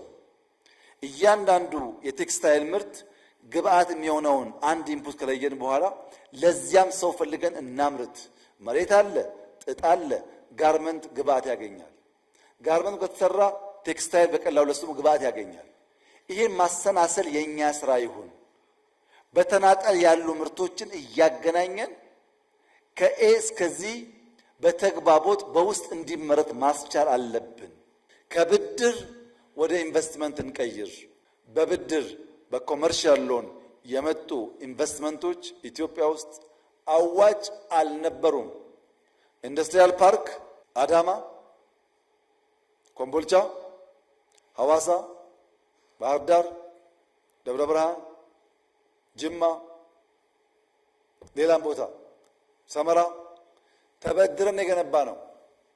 በብድር በዶላር ግለሰቦች መስራት እየቻሉ በውጭ ምንዛሪ በብድር ካመጣን በኋላ ሰዎቹ ታክስ አይከፍሉም። መንግስት ዕዳ እየቀፈቀፈ ለትውልድ ወረት ማኖር ሲገባን ዕዳ የምናቆይ ከምንሆን ፕራይቬት ሴክተሩን ብናግዝና ሀብቱ እንዲያወጣ ብናደርግ ለሀገር ዕዳ ሳናመጣ ከብድር ወደ ኢንቨስትመንት ሊያድግ ይችላል።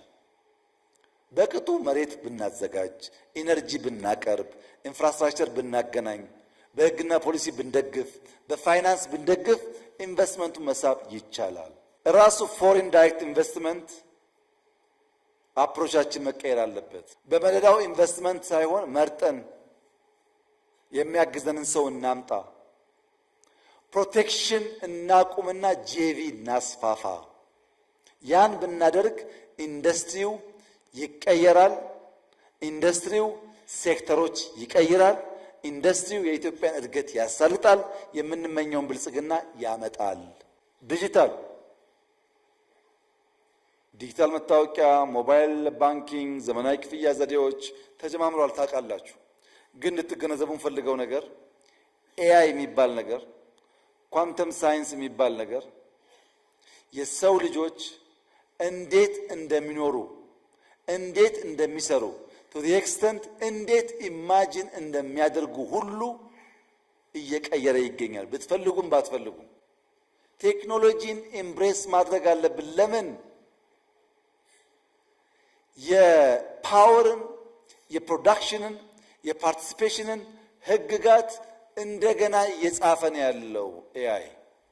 በአዲስ መልክ ፓወር እንዴት ኤክሰርሳይዝ እንደሚደረግ፣ ፕሮዳክሽን እንዴት እንደሚፋጠን፣ ተሳትፎ እንዴት እንደሚያድግ በአዲስ መልክ እየቀየረ ነው። ፋይዳ፣ ፓስፖርት፣ መሶብ፣ ሞባይል ባንኪንግ፣ ዘመናዊ ክፍያ ዘዴ፣ የከስተም ኦቶሜሽን፣ ገቢዎች፣ ኢፍሚስ በመላ በሀገር ውስጥ አቅም እየጎለበተ እያደገ መሄድ አለበት። አንዱ ታርጌት በኋላ አስቀምጣለሁ። አንዱ ታርጌት ቱሪዝም ስንት ፐርሰንት ኤአይ ተጠቅሟል? ፋይናንስ ስንት ፐርሰንት ኤአይ ተጠቅሟል? ግብርና ምን ያክል ተጠቅሟል? ያንን መለካት ካልጀመርን ምንም እንኳን ዘመን ለማዋጀት ብንፈልግም አንደርስበትም። ቴክኖሎጂ ኤምብሬስ ማድረግ አለባችሁ ለሁሉ ስራችሁ።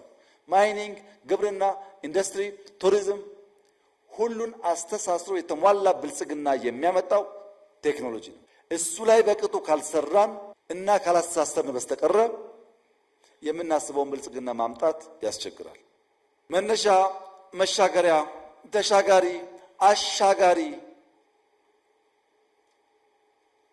አሻጋሪ የሚሻገርበት ስርዓት እና ሴክተሮችን አየን። ይሄ ጉዳይ እንዳይከወን እንቅፋት የሚሆነው ምንድን ነው? ይሄ ጉዳይ በእንጭጭ እንዲቀር እንዳይሳካ የሚያደርገው ሐሳብ አልቦነት ነው። ወደ ሐሳብ ሉዓላዊነት መሻገር አለበት። ዘር ከሌለ ምርት የለም። የብልጽግና ዘር ሐሳብ ነው። ሐሳብን መቅዳት ብዙ ጣጣ አመጣብን። ምክንያቱም የተቀዳ ዘርና አረም የተቀላቀለ ስለሆነ እኛን የመሰለ የኛን የሚቀይር ለኛ የሚሰራ ዘር መቅረጽ ችለናል። ያን መንግስታዊና የጋራ አድርገን ብንሰራበት ለውጥ እናመጣለን። ሐሳብ አልቦ ማለት ምን ማለት ነው? በህዝበኝነት መታወርና መስከር፣ በነባር ባህል መታጠር። ይሄ ከናንተ ያልፍና ማህበረሰብ ጋር ይገባል። ለምሳሌ ተረጂነት፣ ስንዴ ረዳኝ ትላለህ እንጂ ሁል ጊዜ ለማኝ እንድትሆን ነው የሚሰራው። ሁለተኛ፣ መፍትሄ አልቦ ጩኸት። ሐሳብ የለውም፣ መፍትሄ የለውም፣ ይጮሃል። በጊዜያዊ ችግር ይጮሃል። ኢትዮጵያ ውስጥ ያለው ነው፣ ሐሳብ አይደለም። በየተራ መጮህ፣ በየተራ ተበዳይ መሆን፣ በየተራ ከሳሽ መሆን፣ በጋራ የሚል እሳቤ አለመያዝ። ሐሳብ አልቦን ኢትዮጵያ ውስጥ በዚች ስላይድ ብቻ ማየት ትችላላችሁ። ኢትዮጵያ መርከብ ናት። ሰዎች የሚሰቃዩት ግን መርከቡን አፍርሰው ጀልባ በመስራት ነው። ጀልባ ኦሽን አያሻግርም። መርከብ ግን ኦሽን ያቋርጣል። ትልቁን ሩቅ የሚወስድህን አፍርሰህ ትንንሹን ብትሰራ ሰፈር ትቀራለህ እንጂ አትሻገርም ማለት ነው። ኢትዮጵያ ውስጥ ያለው ፖለቲካ እንደዚህ ነው። መርከቧን ማፍረስ፣ ጀልባ መስራት። ሌላ የቆረጥክ እየመሰለህ እግርህን መቁረጥ። ተመልከቱ እዚህ ጋር ያለውን ዛፍ ቆራጩላ አንዱ አንደኛውን እግር ይቆርጣል። ቀይ ባህር ለኢትዮጵያ ያስፈልጋትን ባይ ማለት ነው። ሶስተኛው ደግሞ ይሄ ሰው የሚሰቃየው ይሄን ለማዳን ነው። ታንቋል፣ እንደምታዩት ቆርጦ ያድነው ነው። ይሄ ግን የሚሰቃየው አዳኙን ለመግደል ነው። ልክ ሲቆርጠው እሱ ድኖ እሱ ለመግደል። ይሄን ደግሞ ተመልከቱት። ባላንሱ ያለው በሁለት ሰዎች መካከል ነው። ይሄኛውን ረግጦ በመጣል ሰርቫይቭ የሚያደርግ ይመስለዋል። ይሄ ካለ ብቻ ነው እሱ የሚኖረው፣ ግን ሊጥለው ይሞክራል። ኢትዮጵያ ውስጥ ያለው ፖለቲካ እንደዚህ ነው። ሐሳብ አልቦ የወለደው ፖለቲካ 3 ኤዎች አሉት። መደመር እንደሚለው አንደኛ አፕሮቹ አንታጎኒስቲክ ነው። ጭፍን ተቃርኖ ያለበት ነው። አፕሮቹ ለሁሉ ነገር አንታጎኒስቲክ ነው። ሪሌሽኑ አሲሜትሪክ ነው። ሚዛን የሳተ ነው። ባላንስ አይጠብቅም። ውጤቱ ጭንገፋ ነው። አቦርቲቭ ነው። ሐሳብ ከሌለ ራሽናልና ሎጂክ የለም። ይሄ ነው የመደመር መንግስት የተሸከመውን ቀንበር የተሸከመውን ኃላፊነት በብቃት ሰርቶ ትውልድ እንዳያሻግር የሚያደርገው በሽታ ይሄ ነው። ሐሳብ የምርጥ ነገር ዘርና ስርና ዘር ሳትቀበል ግንድና ፍሬ ለመልቀም መሞከር ውጤታማ አያደርግም። የሐሳብ ሉዓላዊነት በመደመር አሸናፊነት ለማምጣት ሚዛናዊ የሆነ አመንጋይ የሆነ የሐሳብ ፍትጊያ ያስፈልጋል። ይሄም 3C እንለዋለን። ኮኦፕሬሽን ኤንድ ኮምፒቲሽን፣ ትብብርና ፉክክር በሚዛን፣ ኮንሲስተንሲ ኤንድ ኮሚትመንት፣ ያዝ ለቀቅ ሳይሆን ሂደቱ መርህ ላይ የተመሰረተ የማይቆራረጥ የሚቀጥል መሆን አለበት። ሶስተኛ ቼንጅ ኤንድ ኮንቲኒቲ ነው። አዎንታዊ ለውጥን በመፍጠር በማስተሳሰር በማስቀጠል መደረስ ያለበት ቦታ ማድረስ ነው። የመደመር መንግስት ታሪክን ከማውራት ይልቅ ታሪክን በመስራት ራሱን መግለጥ የሚሻ ነው። የሚያሻግር ሐሳብ የሚሻገር ህዝብ ይዞ ለለውጥ የሚተጋ ራሱን እንደ ሻማ አቅልጦ ትውልድ የሚያሻገር ስርዓት ነው። መደመር እንደ እድል ነው፣ ብልጽግና ግን እንደ ድል ነው። መደመር እድል እንጂ ድል አይደለም። ድል የሚያደርገው ትጋት ነው፣ ስራ ነው። የመደመር ሐሳብ ውጤታማ የሚሆነው የሚቆጠር ነገር ሲያመጣ ነው። ለዚያ ደግሞ ትጋት ይፈልጋል። ሐሳብ መግዛት፣ ለሐሳብ መገዛት፣ በሐሳብ መግዛት ልምምዳችን ስናደርግ መደመር ፍሬያማ ይሆናል። ቀመሩ ምንድነው? የዚህ ሐሳብ አልቦን ገርቶ ለብልጽግና ተሰናስሎ የሚሰራው መንግስት ቀመር ፍሪሊዮን ነው። በነፃ መከፈል ነው። በነፃ መስጠት ነው። ከትናንትና መቆንጠር ሳይሆን ለነገ ማበደር ነው። ከትናንትና በመቆንጠር የሚሰራ ነገ የለም። ለነገ በማበደርና ወረት በማቆየት የሚሰራ የበለጸገ የሚሸጋገር ሀገርና ትውልድ ይፈጠራል። ሰውን የማትረፍና ገንዘብ የማድረግ ብልሃት በውስጣችን ያሉም ከውጭ የምንሸከማቸውም ሰዎች ሰውን ማትረፍ ብልጽግና ብልሃቱ ስለሆነ ነው። ትናንት በሌላ ጎራ የምናያቸው ሰዎች ዛሬ ወደኛ ተርታ መጥተው የምናያቸው ዋናው ምክንያት ሰው ማትረፍና ገንዘብ ማድረግ የመደመር መርህ ስለሆነ ነው። ሰላምና ብልጽግና የመደመር ቀመር ፍሬዎች ናቸው። ሐሳብና ሰውና ተቋም ማገናኘት ነው የመደመር ቀመር። ሐሳብን ከሰው ሰውን ከተቋም አስተናስለን ውጤት ስናመጣ ማለት ነው። ይሄን በማድረግ በዚህ ቀመር ሐሳብ አልቦነትን ገርተን የመደመር መንግስት ጫንቃ ላይ የተጫነውን ኢትዮጵያን ከአረንቋ አውጥቶ ወደፊት የማሻገር ተጋድሎ በብቃት እንድንጋደል ለኔ ብቻ ሳይሆን ለኛ ከልካይ ሳይሆን አስቻይ እሳቤ የያዘ አመራር ይፈልጋል። ይህን ማድረግ ከቻል የሚቀጥሉት 5-6 ዓመታት ካለምንም ጥርጥር ኢትዮጵያን ሌላ ምዕራፍ የምናይበት ይሆናል። ኢትዮጵያ ትበለጽጋለች፣ ጥርጥር የለውም። ይሄ ዘመን የኢትዮጵያ ብልጽግና ዘመን ስለሆነ የሚቆም ነገር አይኖርም እና ምን እናርገኛ ካላችሁ አቅጣጫ አንደኛው ሶቨርኒቲ ነው። ሉዓላዊነት፣ የፖሊሲ ሶቨርኒቲ፣ የምግብ ሶቨርኒቲ፣ የሐሳብ ሶቨርኒቲ የተረጋገጠበትን ኢትዮጵያ መፍጠር፣ መስራት፣ መግራት ይጠበቅብናል።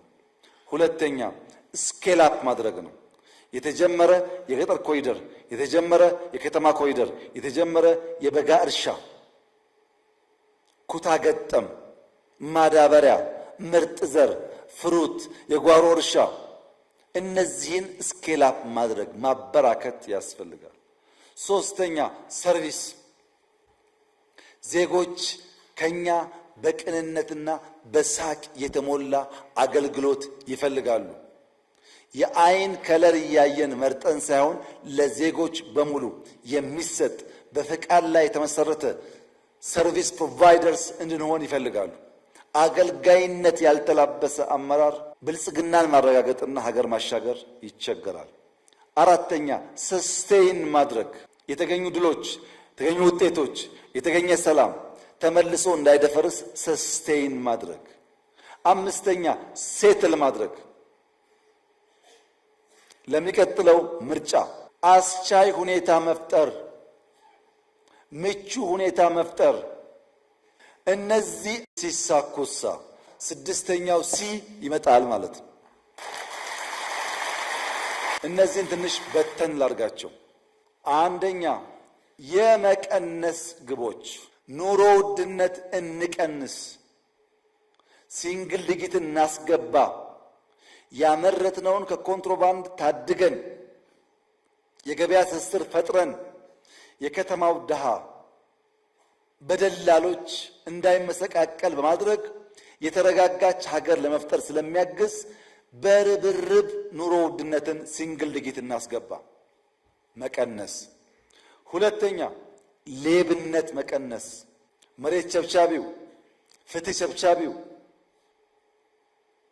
ወርቅ ቸብቻቢው እንዲቀንስና ወደ ሀገር ሀብት እንዲገባ ማድረግ። እንደ ሀገር ዘረፋ ስላቆምን እንዳያችሁት አይነት ስራዎች ተሰርተዋል።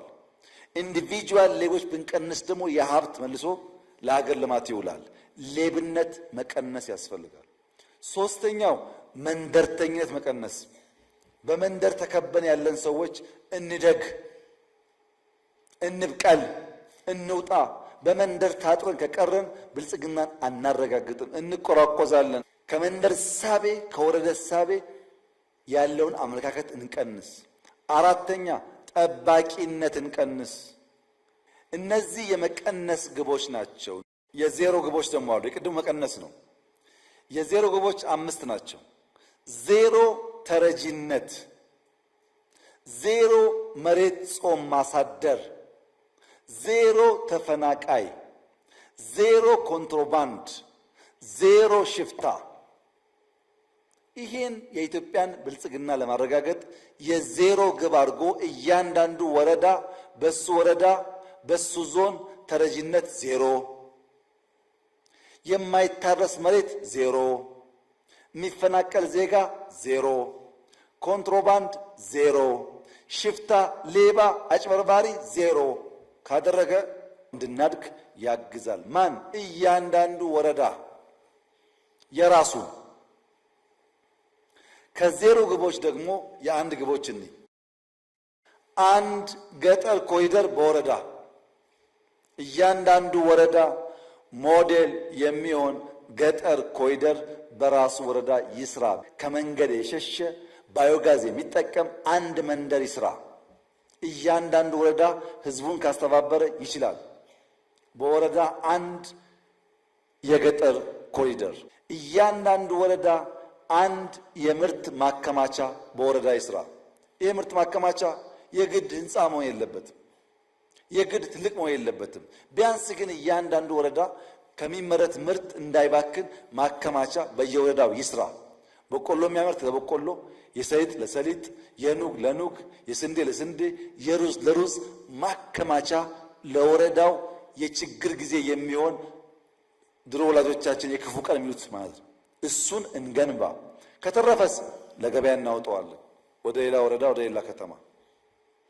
እያንዳንዱ ወረዳ አንድ ኮሪደር፣ አንድ የምርት ማከማቻ ቢሰራ፣ እያንዳንዱ ዞን አንድ የቱሪስት መዳረሻ ቢሰራ፣ ያ የቱሪስት መዳረሻ ጎርጎራን ማከል የለበትም፣ ወንጪን ማከል የለበትም። ፋውንቴን ካለ ግድ የለም፣ ቡና መጠጫ ብቻ በጎጆ በድንጋይ በኮብልስቶን ወኮይ ስራበት፣ ጠብቀው። ሞር ስታገኝ ሞር የሚያይ ሲመጣ ይሰፋል። ግን ቢያንስ ባንተ ዞን አንድ ሰዎች ሄደው የሚያርፉበት፣ ያ የሚያርፈው ሰው የግድ ከሌላ ዞን አይደለም፣ ካንተው ወረዳ በዞናቸው ብዙ ወጪ ሳይወጡ የሚያዩበት ቦታ መስራት። ለምሳሌ ልክ እንደ አንበርቾ የሰሩት እዛ ያለው ከንቲባ የሰራው አስደናቂ ስራ ነው። እዛ አካባቢ ያለ ሰው ይዝናናበታል። እናንተም ብትሄዱ መጥፎ ነገር አይደለም። የተሰራው ግን በከንቲባው በዞን አመራር ጥረትና በህዝብ ብቻ ነው። አንድ በዞን የቱሪስት መዳረሻ፣ አንድ የእንስሳት ጤና ማዕከል በአርብቶ አደር ዞን፣ አርብቶ አደር ዞን ላይ አንድ የእንስሳት ጤና ማዕከል መገንባት፣ አንዳንድ በወረዳ አንዳንድ በዞን ማለት ነው። አንድ የመሶብ አገልግሎት ከተሞች ደግሞ አንድ የሽያጭ ማዕከል ከተማ ሽያጭ ማዕከልና መሶብ ከሰራ፣ ዞን አርብቶ አደር ከሆነ የእንስሳት ጤና ማዕከል፣ አርሶ አደር ከሆነ የቱሪስት መዳረሻ፣ ወረዳ ገጠር ኮሪደር፣ የምርት ማከማቻ፣ ክልል ጋር ሲደርስ ግን አንድ ስትራቴጂክ ኢንቨስትመንት በክልል የሆነ ሰው ሀንት አድርገን ስትራቴጂክ የሆነ ኢንቨስትመንት የክልሉ ነገር የሚቀይር ኢንቨስትመንት ማምጣት። 20 አያስፈልግም። አንድ አግሮ ፕሮሰሲንግ ማዕከል በክልል መገንባት። አግሮ ፕሮሰሲንግ የግድ ትልቅ መሆን የለበትም። መጠነኛ ሆኖ የግብርና ምርታችን ፕሮሰስ የሚያደርግ፣ አርብቶ አደር ከሆነ የወተት የስጋ ምርታችን ፕሮሰስ የሚያደርግ አንድ የአግሮ ፕሮሰሲንግ በክልል መቀነስ አየን፣ 0 አየን፣ 1 አየን። 2 ድጅትና ከዛ በላይ እድገት ማረጋገጥ የሚገቡን ግቦች፣ አንደኛ የሌማት ትሩፋት፣ በተለይ አርብቶ አደር አካባቢ ግመል ያለበት ዶሮ መጨመር፣ አሳ መጨመር። የሌማት ትሩፋት የእንቁላል ምርታችንን በ2 ድጅት ማሳደግ መቻል አለብን። ፕሮቲን በበቂ ካላመረትን፣ ኒውትሪሽን በበቂ ካላመረትን ያልቀነጨረ ትውልድ አንፈጥርም። የቀነጨረ ትውልድ ደግሞ ብልጽግናን ሰስቴን ማድረግ አይችልም። ዳብል ዲጂት ኩታገጠም አሁንም ይቀረናል። በየሄንበት የምናየው አሁንም የኩታገጠም ስራ በቂ አይደለም። የግብርና ቢሮዎች፣ የክልል ፕሬዝዳንቶች የኩታገጠም ስራ በበቂ አልተሰራም። ቢያንስ ዳብል ዲጂት ግሮዝ ያስፈልገዋል። ለምን? እሱን ስናሳካ ምርታማነት ስለሚያድግ። 3ኛ የበጋ እርሻ ቢያንስ 10% ቢያንስ ነው። የበጋ እርሻ ጦም ባደሩ መሬቶች ማስፋት፣ በፓምፕ በመጠነኛ ኢሪጌሽን ማብዛት ካልቻል ሰው እየጨመረ ስለሆነ የአሁኑ ምርት በቂ አይደለም። 4ኛ ኢንዱስትሪ የቆመ በማስነሳት በውስን አቅም የሚሰራው አቅም በማሳደግ አዳዲስ በመጨመር ቢያንስ 10% እና ከዚያ በላይ ግሮዝ ማረጋገጥ አለብን። ኢንዱስትሪ ጋር ተጠግተን ችግሩን ፈተን አግዘን እድገት ከደብል ዲጂት ላይ ማረጋገጥ አለብን። 5ኛ ማዕድን ከፍተኛ ፖቴንሻል በየቦታው አለ። ይሄ ፖቴንሻል በአርቲዚያን መልክ በኮንትሮባንድ እንዳይወጣ ቢያንስ 10% ማደግ አለበት። ወርቅም ይሁን ፖታሽም ይሁን ታንታለም ይሁን ሊቲየም ይሁን ማንኛውም የማዕድን ውጤት 10% አድጎ የኢትዮጵያን ብልጽግና እንዲያረጋግጥ ማስቻል አለብን። ይሄ ተደምሮ የ10% እና ከዚያ በላይ የጂዲፒ እድገት መረጋገጥ አለበት እንደ ሀገር ማለት ነው። እያንዳንዱ ዞን 10% ግሮዝ፣ እያንዳንዱ ክልል 10% ካለ እንደ ሀገር አስተናስለን ላቅ ያለ እድገት እናመጣለን። ቀጥሎ የ100% ግቦች ናቸው። የ100% እድገት አንደኛ ፋይዳ መታወቂያ 100% መዳረስ አለበት። ወረዳ፣ ዞን፣ ቀበሌ፣ ክልል አግዛችሁ ዜጎቻችንን ለይተን ማወቅ አለብን። እያንዳንዱ ወረዳና ዞን ሜክ ሹር በበቂ ደረጃ ፋይዳ መሰራጨቱን በእናንተ ወረዳ 100%። 5 ሚሊዮን ኮደርስ በጣም ክሪቲካል ስራ ነው። 100% መሳካት አለበት። ሶስተኛ የተጀመረ ኮሪደር በገጠርም በከተማም በተሟላ ማለቅ አለበት። 100% ጀምረን የምንተው ጀምረን ነካክተን የምንተው ሳንሆን የምንጨርስ መሆን አለበት። አዲስ ለመጀመር የጀመርናቸውን በገጠርና ከተማ ኮሪደሮች 100% ማሳካት። አራተኛ የገበታ ለትውልድ ፕሮጀክቶች 100% ተጠናቀው ሰርቪስ ፕሮቫይድ ማድረግ አለባቸው። ከገራ አልታ እስከ አርባ ምንጭ፣ ከጅማ እስከ ሸበሌ፣ ከፓልም እስከ ደንቢ ያሉ የገበታ ለሀገር ስራዎች 100% ተጠናቀው ሰርቪስ ፕሮቫይድ ማድረግ አለባቸው። ሌላ 100% የምርጫ ምቹነት ማረጋገጥ አለብን። ሰላም የለም ምርጫ አያስፈልግም ምናምን የሚባል ነገር ስርዓት መንግስት ለማዳከም ለማፍረስ እንደ ኢንትሪ ፖይንት የሚሰራ ስለሆነ እያንዳንዱ ወረዳ፣ ዞን፣ ክልል ራስን መፈተሽ ያለብህ ሌጂቲሜት ለመሆን ምርጫ ዴሞክራሲያዊ ለሁሉም ኃይሎች አስቻይ እንዲሆን መስራት ነው። ውድድሩን ብቁ ካደረግን በሐሳብ ልቀን ለመመረጥ ሰፊ እድል አለን።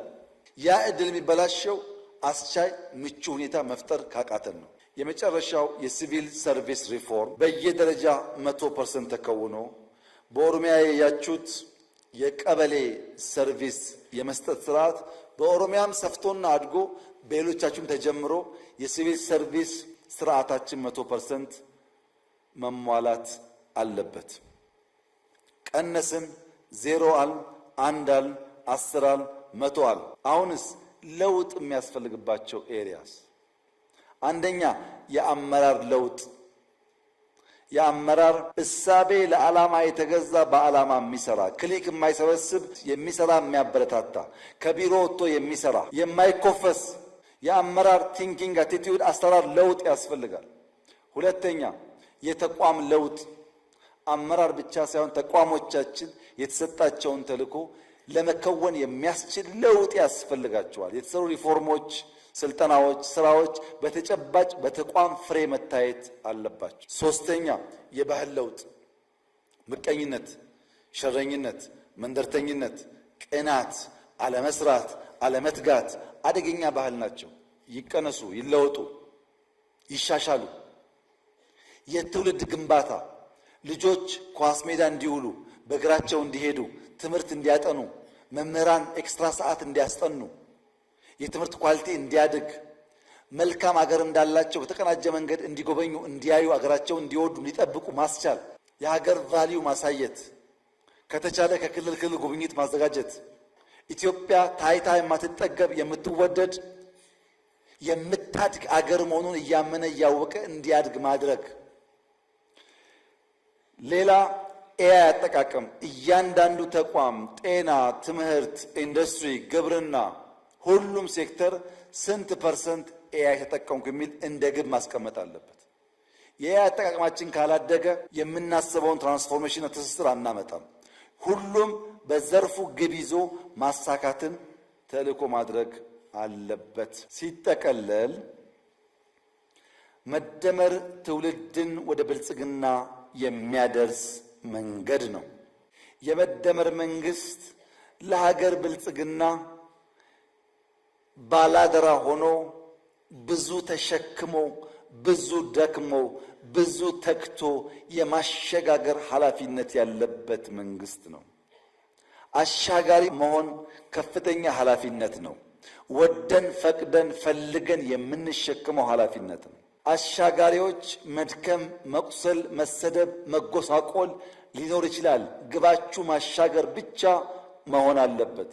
ፈተናው ከባድ ነው። ካሳካችሁት ግን ፍሬው ጣፋጭ ነው።